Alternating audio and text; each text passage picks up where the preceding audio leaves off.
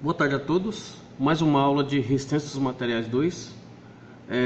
Dando prosseguimento à teoria, né? Hoje nós vamos abordar momento de inércia, ou momento de segunda ordem. Tá? Então, a função do momento de inércia é fazer uma distribuição das massas da figura no centro de rotação da figura. Tá? Em outras palavras, eu tenho esse objeto aqui, essa figura.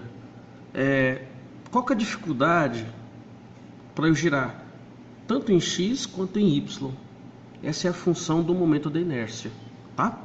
Então, qual que é a dificuldade que eu tenho de fazer o corpo girar? É mais fácil em x ou é mais fácil em y? Daí se faz necessário trabalhar com as figuras, né?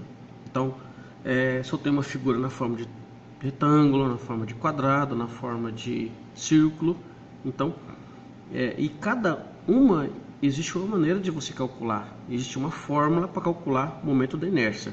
Por exemplo, o momento de inércia com relação a x para um retângulo é base vezes altura cubo sobre 12. Quando eu calculo para y, aí há uma inversão, né? A altura se torna base e base se torna altura. Aí eu tenho altura vezes base ao cubo sobre 12. Tudo bem? Vamos lá. Então, para calcular o momento de inércia, depende da figura, depende do corpo. Ou seja, se faz necessário trabalhar com as tabelas de momento da inércia. Tudo bem? Então, vamos lá. Tabelas de momento da inércia. Para um quadrado, se eu for calcular o momento de inércia em x, então, o momento de inércia, eu vou chamar de I de inércia, ix, né? Então, seria o quê? A quarta sobre 12. Como o quadrado, esse lado é igual a esse, lógico, é um quadrado, então ix é igual a y, ou seja, a quarta sobre 12. Tudo bem? Para um retângulo, eu vou calcular o momento de inércia da seguinte maneira. Eu vou calcular ix e y. Interessante, ó, que se formos calcular em x, a base é essa dimensão aqui, ó. Então, para um retângulo, eu tenho base e altura. Base vezes altura ao cubo sobre 12. Agora, quando eu for calcular em ix, aí a base é a altura, né?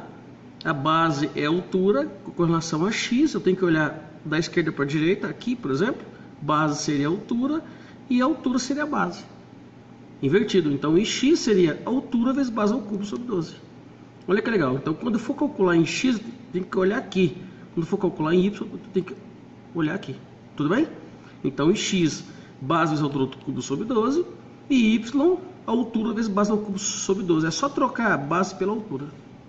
Certo, pessoal? Vamos lá.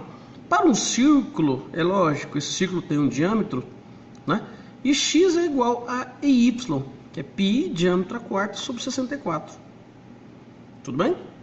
Para um eixo vazado, um eixo circular vazado, eu vou ter que utilizar os dois diâmetros, o menor e o maior. Então, ix é igual a iy, que é π, vezes diâmetro maior a quarta, menos diâmetro menor a quarta, sobre 64. Ok? Tudo bem? Se é um losango, né, de dimensões AA, então ix é igual a iy, que é a quarta sobre 12. Ok? E se for um triângulo retângulo de base B e altura H, então eu vou calcular em x e depois calcular em y. Lógico, vai haver uma inversão, né? Em x eu tenho base, quando eu olho para y, a altura é a base. Então, ix, base vezes altura ao cubo sobre 36, e y, altura vezes base ao cubo sobre 36. Então, eu vou ter que trocar, né? Quando eu calculo em x, base é B. Quando eu calculo em y, a base é a altura. Então, por isso que eu troco x, base vezes altura ao cubo sobre 36, e y, altura vezes base ao cubo sobre 36.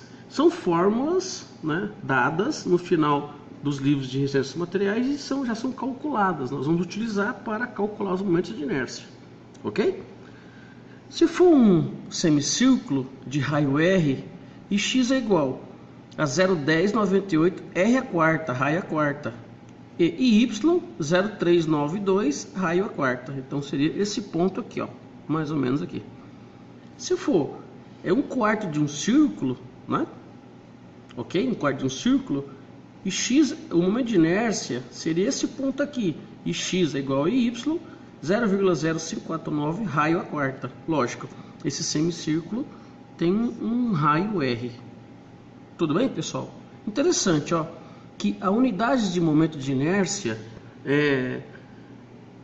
eu vou trabalhar aqui com metro a quarta, centímetro a quarta, milímetro a quarta, dependendo da medida linear do objeto. Sempre vai ser a quarta. Então, por exemplo, aqui, ó, a quarta, né? Base vezes altura ao cubo sobre 12. Então, aqui vai ser a quarta. Então, sempre, ou é metro a quarta, ou é centímetro a quarta, ou é milímetro a quarta, normalmente. Ok? Vamos lá.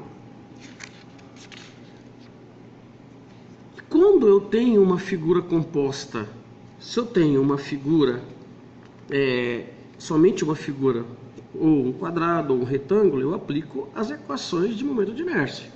Ou um círculo, né? Ou um triângulo retângulo, eu aplico as fórmulas de momento de inércia. E quando eu tenho uma figura composta, aí eu vou utilizar o teorema dos eixos paralelos. Como seria esse teorema dos eixos paralelos? Então, da figura composta, eu tenho que calcular o centro de gravidade da peça. Com relação ao centro de gravidade, para cada figura eu vou determinar as coordenadas, tanto em y quanto em x. Eu vou determinar as áreas dessas figuras e vou aplicar as fórmulas de momento da inércia. Por exemplo, aqui eu tenho um retângulo, né? Olha que legal. Vamos pegar esse ponto aqui, ó, no meio do retângulo, seria o centro de gravidade. Tá? O teorema dos eixos paralelos, ele fala o seguinte: eu vou ter que calcular x' e y' para cada figura. Então, de uma figura composta para várias figuras, eu vou calcular o x1', x2', x3', dependendo do número de figuras. E também eu vou ter que calcular y1', y2', e y3'. Calculando, aí eu vou somar. Então, o ix vai ser o ix total, que seria a soma do x1' mais x2' e assim sucessivamente. E eu vou ter que calcular a soma do y total, y1' mais y2' e assim sucessivamente. Ou seja, para calcular, por exemplo, o x1' da figura 1, eu vou usar a fórmula, por exemplo, para a figura, nesse caso é um retângulo, né? Base vezes altura ao cubo sobre 12, para x, né? Mais a área vezes a coordenada em y com relação a essa figura, e eu vou comparar com essa distância, na verdade com essa distância aqui, ó. Na verdade é a coordenada y menos o centro de gravidade tipo da peça.